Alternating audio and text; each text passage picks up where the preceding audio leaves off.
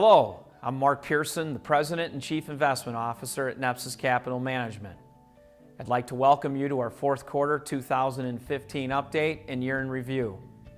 Thank you for taking the time to watch our update. And I'd like to thank you personally for the opportunity to be the steward of your resources and your continued belief in the ideal of investing with clarity. The ability to know what businesses you own and why you own them during periods of uncertainty are what enable investors to continue to stick to the knitting and be successful longer term. In today's update, I'd like to begin with the current state of the market. Even though it's not last quarter, it's the start of this year and this quarter, I'd like to address some of the potential concerns you may be having as to what's happening within the markets. Secondly, I'd like to review 2015 with you, what we saw within portfolios and the markets. And third, wrap up with what we see happening in the fixed income markets, as well as what we saw happen last year. First, I'd like to begin in light of today's current market environment. I'd like to begin with a quote from Ben Graham. Of course, Benjamin Graham, mentor of Warren Buffett and considered the grandfather of value investing, had a quote that I think is extremely appropriate in today's environment. That quote is, "The individual investor should act consistently as an investor and not as a speculator." And of course, in light of the current market environment, we're seeing a lot of speculation. We're seeing a lot of people try to guess what way the market's going to go. How low is oil going to go? How low is the stock market going to go? Are we going to have a correction that goes deeper than it already has? Is the correction over? What's the year going to end like? Of course, we'd like you to read our annual 2016 predictions that are in our quarterly update. I think you'll find them both educational and maybe a little bit humorous at the same time.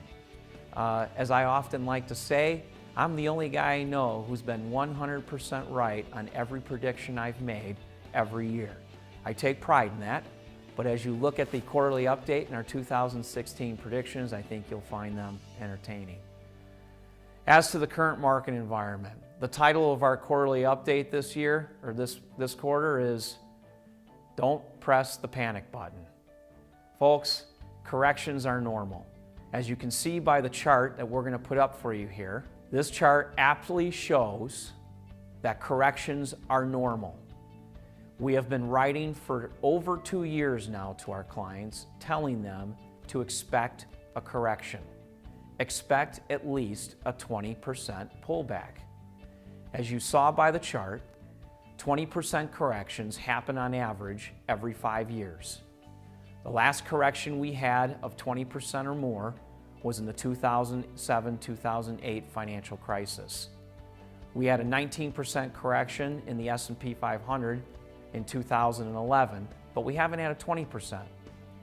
We've gone down as low as about 13.5% in this correction, and volatility continues as the market goes up a day, down a day, 1%, 2%, here or there, and people try to speculate what's going to happen with the market.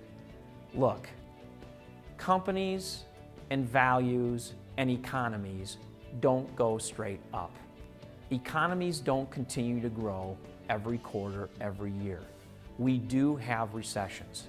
Recessions are a normal component of economic expansion and economic contraction. And you can debate why you have a recession. You can debate what the Feds are doing to help in the correction to keep the economy going.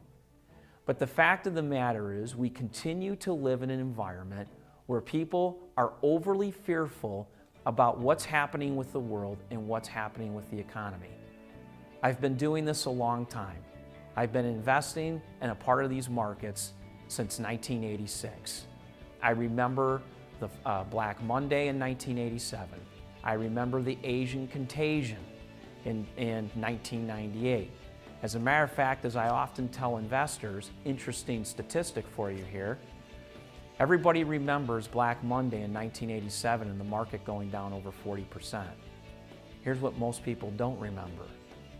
On a calendar year basis in 1987, the S&P 500 was actually up, even after a 40% plus correction. Folks, I say it over and over again.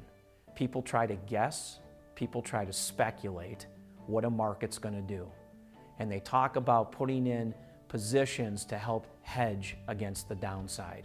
We only do that if we see a major economic problem coming through the horizon. We don't see that. The economy right now is scheduled to grow 1% to 2% this year. Now, can that change? Sure, it can change. If it does, we will monitor the situation.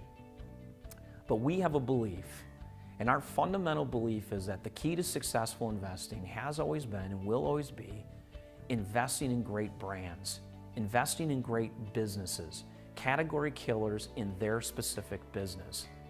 And their stock prices are going to go up and their stock prices are going to go down. But as we often talk about, we will strategically cost average, continue to invest in those great businesses during periods of contraction. Because the fact of the matter is, folks, expansion will happen again. And there's a lot of reasons why stocks go up and stocks go down. We live in a world of a lot of quantitative investing, computer programming designed to decide where they should put people's money. They call it robo-investing today. Computer-based programs trying to guess how they should asset allocate money. That has a short-term impact on volatility in stocks. Bank of America and Citigroup are two of our largest holdings. Both trade at a minimum of a 25% discount to their book value. Both stocks are down near 20% so far in January of 2016.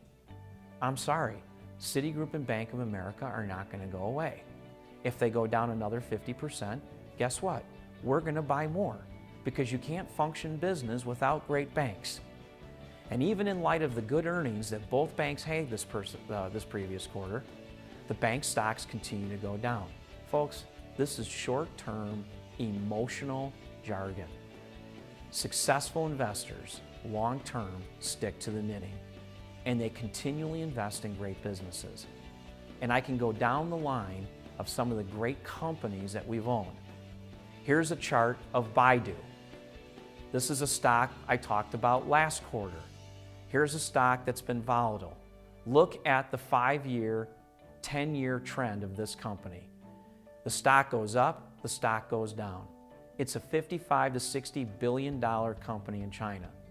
China is having problems right now, which is impacting all of the China companies we own. Does that mean we should sell them? I mean, do you really believe China's going to go away? Do you believe that the population is not going to continue to grow? They're moving from an industrial-led economy to a consumer-led economy. This takes time. Investing is a marathon, not a sprint. And as many investors out there and so-called pundits will sit on TV and try to tell you which way they think the markets are going to go or what they think an economy is going to do over a short period of time, the reality is you're never going to know when they change their mind, and you're never going to know if they were right in the first place. But here's where I know you will be right. When you look at your portfolio and you can see the businesses you own, you can see the brands, you know most of them, and you know they're good businesses. And they'll go up and down in price over short periods of time. But let's have some perspective here. Remember how much the markets and portfolios were up in 2013. 2014 was not that great of a year. We had positive alpha. We had gains in our portfolios in 2014. But 2015 was not a great year. On a calendar basis, our portfolios, on average, depending on your model, were down 0.5% to maybe a couple percentage points.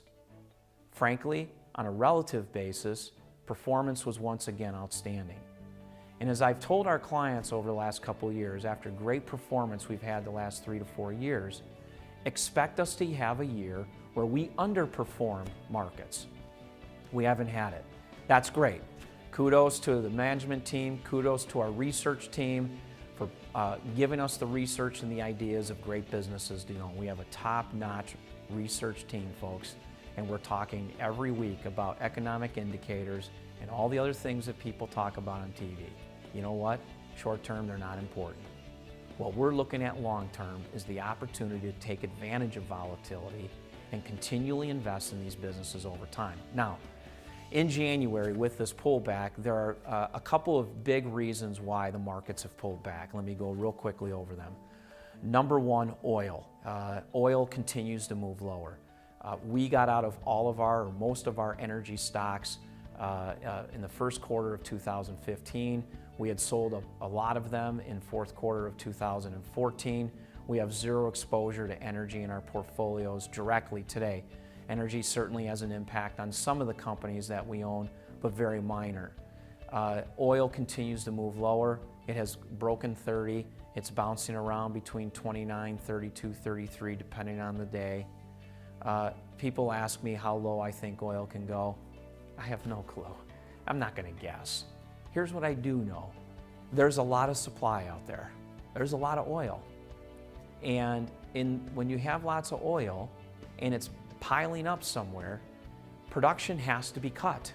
You have to stop producing so much so the oil that's sitting out there can get used. And right now, interestingly enough, the numbers are showing that demand has not necessarily decreased. Supply has risen.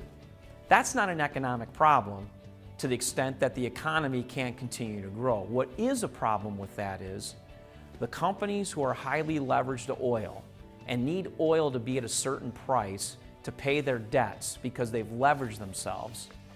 When oil's this cheap, they can't pay their bills. And we're seeing a lot of oil companies out there that are struggling. The high yield market, the second component of this, is getting hurt right now because a lot of energy companies can't pay their bills or won't be able to pay their bills.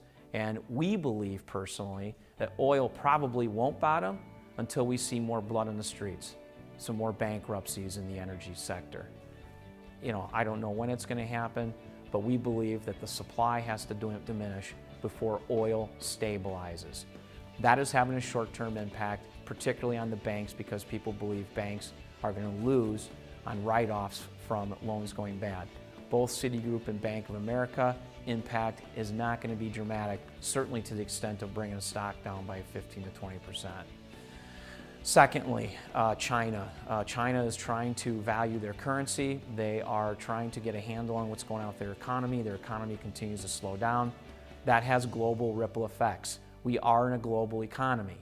We believe, as investors of your portfolio, and this is extremely important, despite the fact that the United States is the best house in an ugly neighborhood today, the fact of the matter is you still must invest in Europe. You still must invest internationally. You still must invest in the emerging markets. We have been fortunate to the extent that on a general basis, our international positions and emerging market positions have done pretty well for our portfolios over the last 3-4 years. In 2015, it wasn't necessarily the case. If we didn't have our emerging markets and international stocks in our portfolio in 2015, our portfolios would have done much better. But fiduciarily, and as quality investing, as in investors who have to look at the long-term perspective of your money, you must be diversified in all the parts of the world, not just the United States, even though the United States has been the best performing the last few years. Do not get caught in the trap of sticking just in the United States. Small caps have seen a 20% pullback here in the United States. You will see in our quarterly update, you're going to see the chart that shows what the returns were of various categories last year. Here's a picture of the chart here on the screen. You can take a look at the numbers, a lot of negatives. This is because the global economy is, in a sense, slowing down, including negatives in the fixed income area. We continue to tell our clients, folks, fixed income is nothing more than an investment to reduce portfolio volatility. That's it. Making money in fixed income is going to continue to be very difficult, and you're going to have to take a longer-term perspective. The days of making 7, 8, 9, 10, 12, 15% in your bonds longer term is over. As we have discussed historically, we had a 30-plus year bull market in bonds. Interest rates coming down from the early 80s at 18, 19% to now at darn near 0.5% to 1%.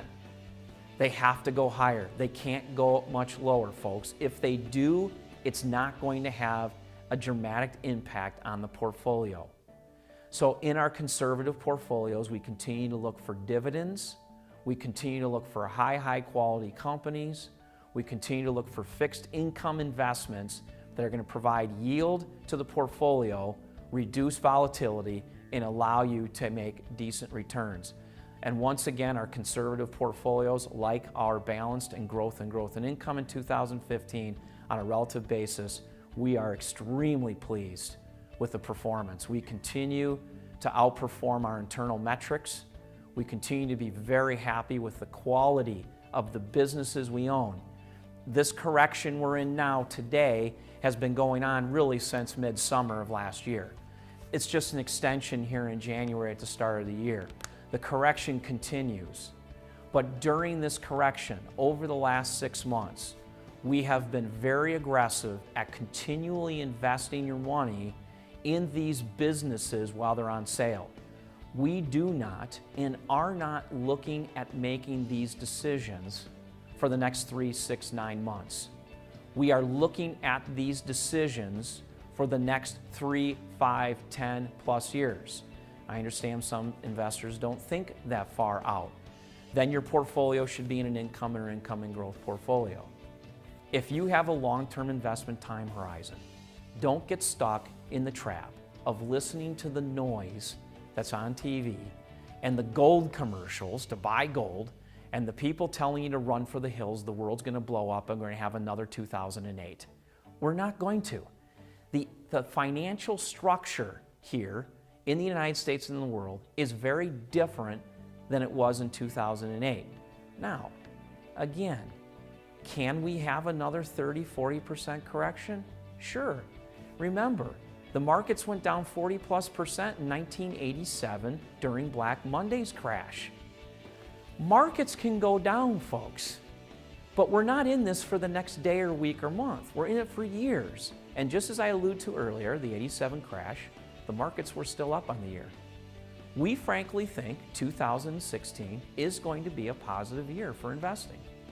Now, it's not a prediction, but we believe the businesses we own are going to continue to adjust, they're going to continue to adapt, and we're going to continue to strategic cost average in those businesses.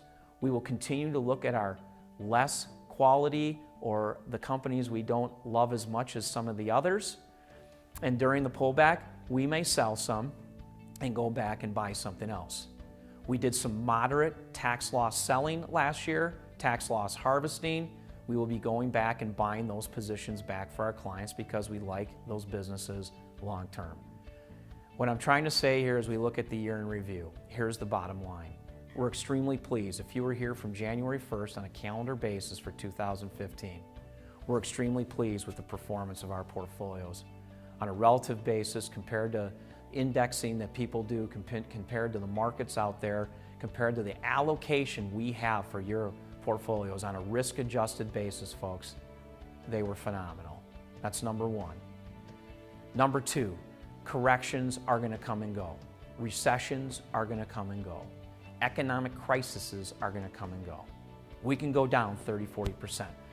Look at the financial crisis in 2008 and 2009.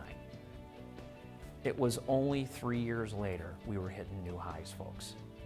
If you don't have at least a 3-year time horizon, you shouldn't be investing in companies anyways. You should be sitting in either bank, CDs, or really short-term fixed income investments. Think longer term. Do not get caught up in the emotions. We're very happy with what we see happening economically. We are making some additions here at Nepsis. We've added some additional staff on the research side. We're extremely pleased about. We'll have an announcement coming on that in the near future. We really believe we have a good handle on what's happening today. Now, could it change? Of course. We'll adjust, but we don't make any decisions quickly, folks. We're in a marathon. We will stick to the knitting, and we will do it with confidence, and let me tell you why, and let me end with this. It is the philosophy and strategy that we adhere to in our portfolios that has consistently been the best way to invest for investors long term. Investing in great businesses, diversification, but not over-diversification, not allocating too much money into any one company, sticking to the process, buying dividends, strategic cost averaging during the corrections, and continually looking for the category killers, the best of the best businesses like a Visa, like a Baidu, like a Bank of America, like a Johnson & Johnson or General Mills. These are great businesses, folks. And just like Kraft, one of our largest holdings that got bought out last year by Buffett's group, who had significant increase in value for our clients who owned that stock last year. Many of our businesses are like Kraft, great brands with great long-term opportunity. Don't press the panic button. Stick to the knitting. Turn the TV off. Enjoy your day and let the professionals stick to the knitting and managing the money. After all, we've been doing this for over 20 years. We're going to see many more of these again, and in the meantime, we will continue to be the stewards of your resources with your best interests only at heart in every decision that we make. With that being said, have a great day, and thank you for joining me.